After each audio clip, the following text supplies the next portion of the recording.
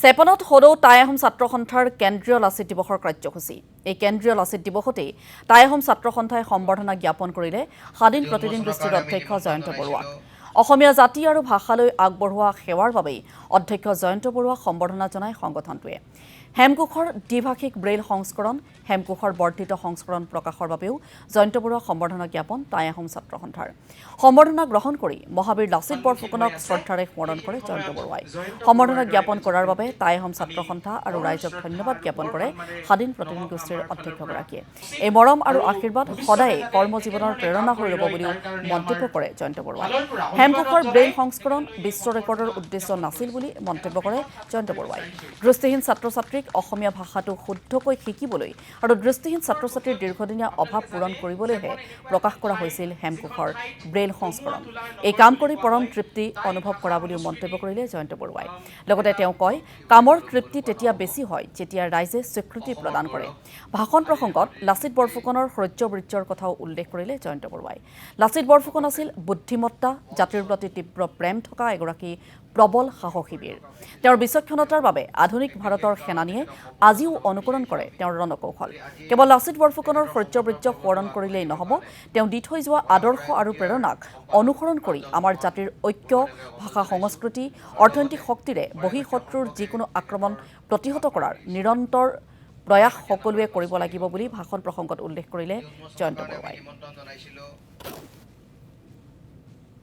মই আজি প্ৰথমেই আমাৰ সকলোৰে শ্ৰদ্ধাৰ এজন প্ৰচণ্ড জাতিপ্ৰেমী, সাহসী, দুৰ্দান্ত পুৰুষ মহাবীৰ লাচিত বৰফুকনক মই অতি শ্ৰদ্ধাৰে সোঁৱৰণ কৰিছোঁ।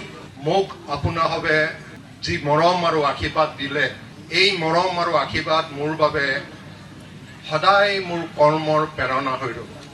আজি উদ্যোক্তাসকলে কৈছে যে হেমকোষৰ ব্ৰেইল সংস্কৰণেৰে গ্ৰীনিছ বুক অৱ ৱৰ্ল্ড ৰেকৰ্ডৰ জৰিয়তে বিশ্ব বুকত প্ৰতিষ্ঠা কৰাৰ বাবে মোক আদৰণি জনাইছে, শুভেচ্ছা জনাইছে। কিন্তু আমি যেতিয়া হেমকোষ অভিধানখন ব্ৰেইল সংস্কৰণ কৰিবলৈ লৈছিলোঁ, তেতিয়া আমি বিশ্ব ৰেকৰ্ড কৰিম বুলি কাম হাতত দিয়া নাছিলোঁ।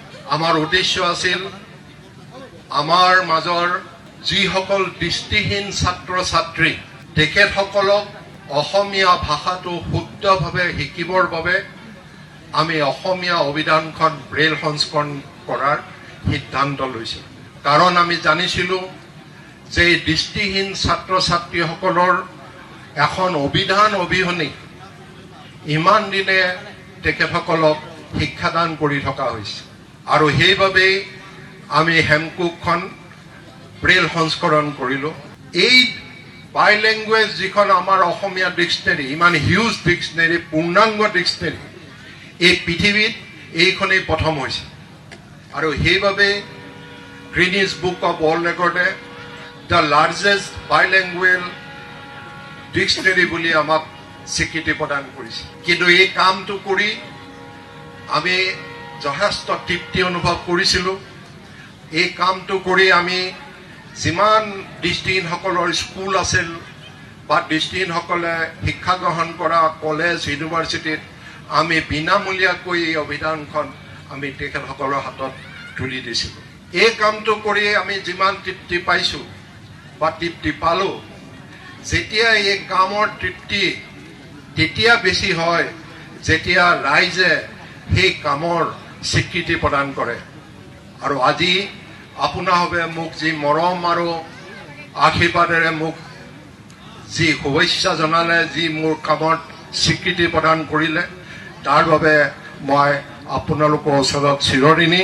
এই কথা আমি সকলোৱে স্বীকাৰ কৰোঁ যে লাচিত বৰফুকন আছিল প্ৰখৰ বুদ্ধিমত্তা, জাতিৰ প্ৰতি তীব্ৰ প্ৰেম আৰু প্ৰবল সাহস।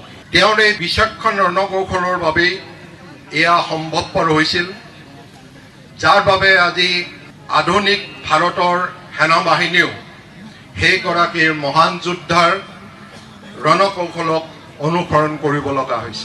লাচিত বৰফুকনৰ শৌৰ্য, বীৰ্য, বীৰত্বক স্মৰণ কৰিলেই নহ'ব, তেওঁ দি থৈ যোৱা আদৰ্শ আৰু প্ৰেৰণাক অনুসৰণ কৰি আমাৰ জাতীয় ঐক্য, ভাষা, সংস্কৃতি আৰু অৰ্থনৈতিক শক্তিৰে বহিঃশত্ৰুৰ যি আক্ৰমণ, যিকোনো আক্ৰমণ আমি প্ৰতিহত কৰাৰ নিৰন্তৰ প্ৰয়াস আমি অব্যাহত ৰাখিব লাগিব।